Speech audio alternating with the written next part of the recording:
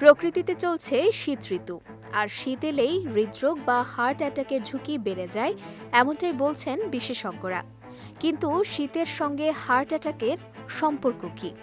মূলত শীতে করা কিছু অভ্যাস, বিশেষ করে গরম পানি দিয়ে গোসলের অভ্যাস হতে পারে বিপদের কারণ। বিশেষজ্ঞদের মতে নিয়মিত গরম পানি দিয়ে গোসল করলে শরীরে নানা ধরনের সমস্যা দেখা দিতে পারে, যেমন হৃদরোগের আশঙ্কা বাড়ে, ত্বকের প্রাকৃতিক আর্দ্রতা নষ্ট হয়, এমনকি পুরুষদের ফার্টিলিটিতে ক্ষতি হওয়ার সম্ভাবনাও থাকে।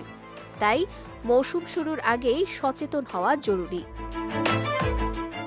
অনেকেরই গোসলের শুরুতেই মাথায় পানি ঢালার অভ্যাস থাকে, আর এই অভ্যাস শীতকালে ঝুঁকিপূর্ণ হয়ে উঠতে পারে।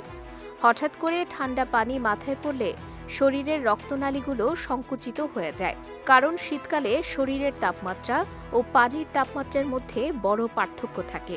ফলে রক্তচাপের হঠাৎ পরিবর্তন ঘটে, যা স্ট্রোক বা হার্ট অ্যাটাকের ঝুঁকি বাড়াতে পারে। তাছাড়া চিকিৎসকদের মতে প্রচণ্ড ঠান্ডায় হঠাৎ একদম গরম পানিতে গোসল করলেও রক্তচাপ বেড়ে যেতে পারে।